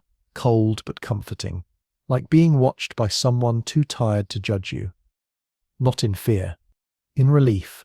He claimed the symbols told a single story. He sleeps because we don't set know how to. He bears the weight of kings because they set forgotten how to dream without fear. Some believe he sits still there, not dead, not alive, just dreaming, holding something in, or out. A dream anchor, a mind lantern, a man who saw too much, and in seeing it, found that the only way to stop the unraveling was to become the knot himself.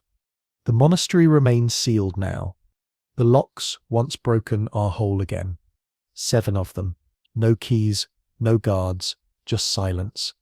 And the faint smell of lavender and soot lingering in the air like a lullaby forgotten halfway through the chorus.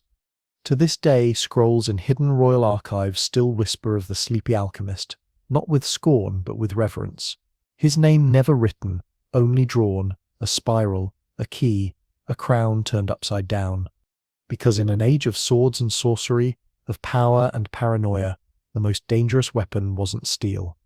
It was a man who could haunt you without lifting one. And so he sleeps. In a room that no map records, on a bed no king can approach. With a mind woven through the dreams of the world, gently humming beneath the noise of waking life. Waiting, listening. And now, as our tale draws to a close, let's ease back from the spiral. Let the soft blue glow of that distant chimney fade. Let the weight of crowns and whispered names slip from your shoulders. Breathe. The forest is still. The dreams, his dreams are quiet, at least for now. The sleepy alchemist remains, in slumber deeper than words, wrapped in silence, wrapped in smoke, wrapped in the strange, slow rhythm of a world still learning how to reckon with its own thoughts. You may never walk those mossy trails, you may never see a crown drawn in the air, or a coin that doesn't tarnish, but you've been there, haven't you? Somewhere just behind your eyes where symbols live without language, where time folds in on itself, and silence speaks louder than voices. And if tonight, when your head finds the pillow, you feel a moment of hesitation, if the shadows seem a little thicker, the hush a little heavier, don't be afraid. That's just the alchemist, watching. Not to judge, just to understand. You see, we all carry things we'd rather forget, regrets we folded away, tucked beneath pride, or pressed into pages no one reads. The sleepy alchemist? He never forgot, he simply chose to carry what others would not. The spiral turns, yes, but gently. The smoke curls not in anger, but in knowing you are seen, as we all are, not for our crowns, not for our titles, but for the stories we try not to tell ourselves. Let your breath slow. Let the symbols fade. And if, just before you drift off, you see a figure in your mind, hooded, eyes closed, wrapped in the scent of rosemary and ink, offer him a nod. He's been here before. He knows the way.